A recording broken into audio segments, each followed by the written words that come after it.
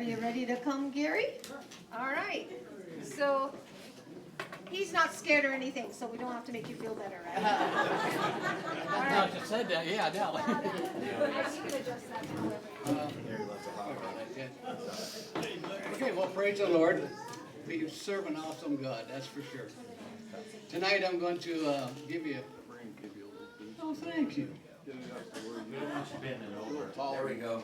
Oh.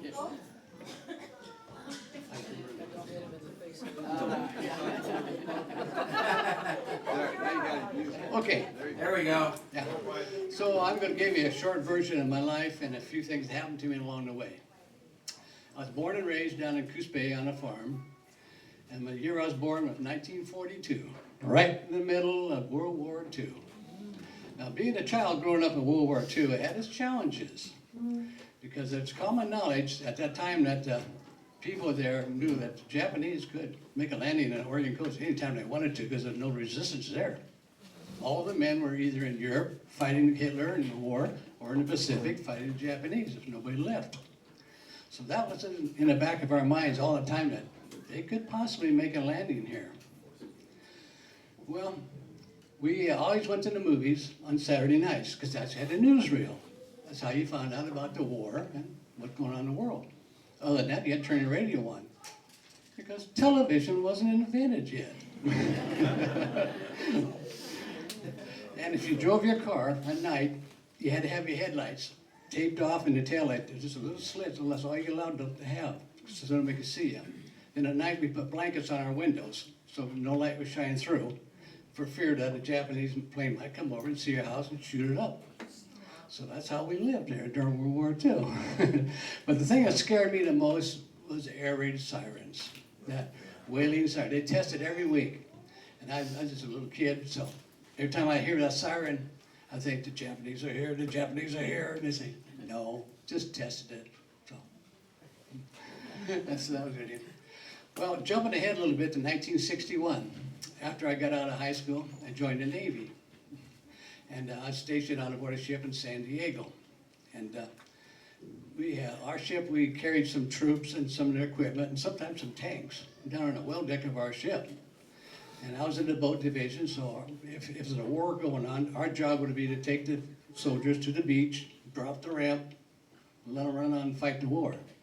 But in peacetime, we just shuttled people back and forth from our ship. Well, we had several captains that were from World War II. They got their ships shut off to the pier, so they hated piers. So middle of San Diego Harbor is big buoys where you tie your ships up. That's where we always went. So we shuttled people from the ship to the 32nd Street and the National City. Well, on the back of our ship there, we had a big steel beam, about 16, 20 feet long. And that's where we tied our boats up. We usually had two boats in the water at the same time. And had a rope ladder down each boat. And on the stanchion there, you had stanchions with a cable back to the ship. That was your handrail while you walked out on that beam. Well, it's winter time. I had my navy blues on. They're made out of wool. And boy, they soak water up in a hurry. But we had big cape on and life jackets on, so nobody's sweating anything. Well, my crew was ahead of me, so I was coming down on my ladder we got about 2 feet from the boat. We jumped down. Well, about that time, another boat went by, made a wave, parted our boats. I went straight down in the water. Caught me by surprise. I only got half air and half water. So I wasn't too worried, but I had a big life jacket on, so I kicked back up. I was heavier than I thought. I got about the same amount of air, back down again. Kicked back up again the third time. Got less air. Kicked back down. That's when reality set in. I'm thinking, I could possibly drown here. But that's when my weirdness kicked in. I had total peace about the situation. And so I started looking around down there. Hey, San Diego Harbor's all sandy. There's a couple crabs swim by, a fish just swam by. You know? So I thought, hey, I'm about to drown. What am I doing down there? I'm admiring the scenery. So I kicked back up, and I was so heavy I couldn't get my head out of water, but I managed to get my wrist out. and my crew members realized I was drowning. So they grabbed me and pulled me aboard. Well, I know for sure, without a shadow of a doubt, that's the day the Lord saved my life. Well, in 1962, is around June, we went to the South Pacific, the Christmas Islands. We was going to take part in a Navy and Air Force test drill. The Air Force was going to drop an atomic bomb. It's going to detonate before it hit the water. Well, our job was to evacuate the civilian population off of Christmas Islands because the Navy figured, they're kind of close and they have nothing to get away with. So we loaded them up. We took them south to Jarvis Island. They still had military people and scientists aboard on Christmas Island, but they had adequate cover so the Navy wouldn't worry about them. Yeah, who cares? So anyway, we came back and got our position to wait for the bomb, and there was several boats on both sides of us, and every 200 or 300 footers, just loaded down with all kinds of electronic stuff. Nobody'd ever come out on deck, and they're all flying Japanese flags. Well, there's an officer on deck, so I went up and I says, "How come there's so many Japanese boats here?" He looked at me and started to laugh and said, "They're not the Japanese, they're the Russians. They're all here to monitor our bomb blasts. They're just flying Japanese flags and hoping we won't figure them out." But we was on board inside on a monitor when they dropped the bomb. Wow. Then they let us back on deck. Man, that mushroom cloud we was a long ways away from it, but that mushroom cloud looked like right in front of us. Just rolled way up there like that. It's kind of half pretty, It's red, orange, yellow, and a little bit of black in it. But looking at that mushroom cloud, there wasn't a doubt in anybody's mind that is what death looks like. Well, in 1964, we was over in the Westpac. Well, I should say, back up. Our Westpac tour, we always went to Westpac every year, and our home port was Subic Bay, Philippines. And so in 1964, we had just completed our Westpac tour. And we was in Yokosuka, Japan, unloading troops and dark equipment. We was going to head back to San Diego. As soon as the captain cleared Yokosuka Harbor, he put our boat at flank speed. Well, at flank speed, you knew it. Everything shook and rattled. So there's no way you could get around it. So we thought, hey, captain's giving this thing a shakedown. Next day, still at flank speed. We thought, wow, captain's really going to give this old girl a shakedown. Third day, flank speed. We thought, okay, something may not be right here. If we stay at flank speed for a couple more days, we're not going to make it to Hawaii. We're going to run out of fuel. Middle of the night, third day, ship came to almost a stop. Such a dramatic change, it woke everybody up. They said, what happened? Somebody said, I think we turned around. Next morning, captain came on the PA. He said, well, a couple weeks ago, one of our Navy ships was attacked in the Gulf of Tonkin, Vietnam. We've been turned around. We're going back to Yokosuka, load up with troops. We're going to go to Vietnam and join a Navy convoy. So that's what we did. We stayed in that convoy for 3 months before we got relieved. But we made it from South Vietnam up to North Vietnam, made a big loop like that. And we steamed in that loop for 3 months. Wow. So, and we had to keep 2 gun mounts manned 24 hours a day, all the time. So I was on one of the gun mounts. So we stayed, maybe a week on our gun mount, then we rotate to night shift, so if we get a break, Well, I forget what month it was. It was either second or third month. All of a sudden, I was on day shift, we was on the gun mount. All of a sudden, our ship went to general quarters. Every ship in that convoy went to general quarters. So we thought, man, air raid.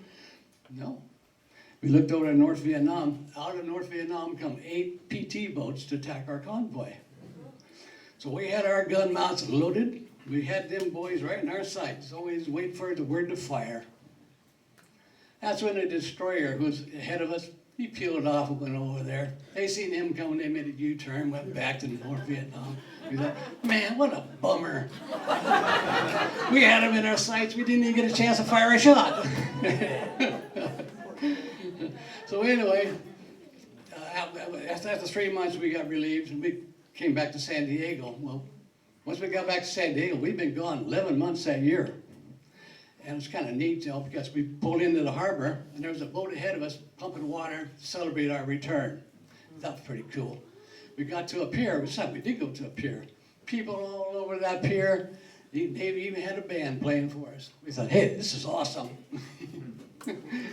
Well, in 1965, I got discharged from the Navy, and I went back home to Coos County to start life again, you know.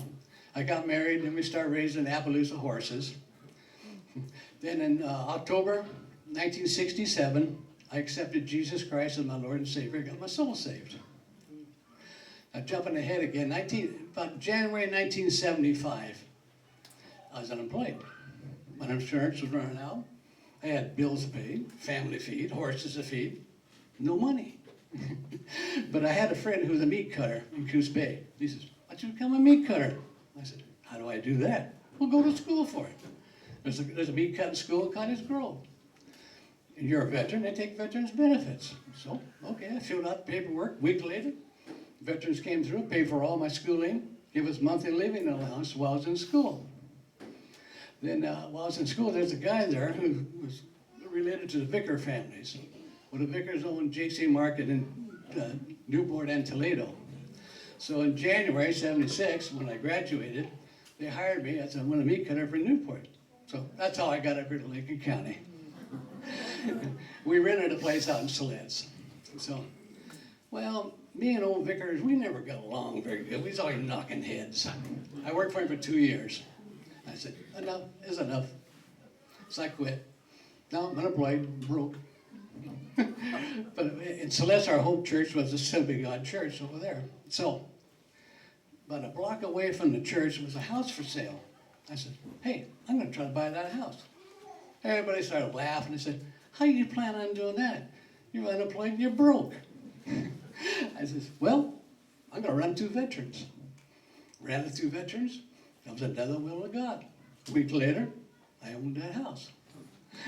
So I became the joke of our church. It was kind of funny joke. They say, hey, whenever you're unemployed and you're broke, be like Gary. Go buy a house.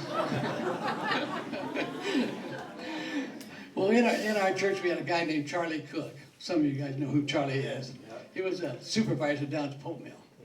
So he put a good word in for me. They hired me, and I worked there for the next 22 years until I retired. Well, in 1979, I went through a real nasty divorce. But 1982, the Lord put Nancy and I together. Wasn't planning on this. In 1983, we got married.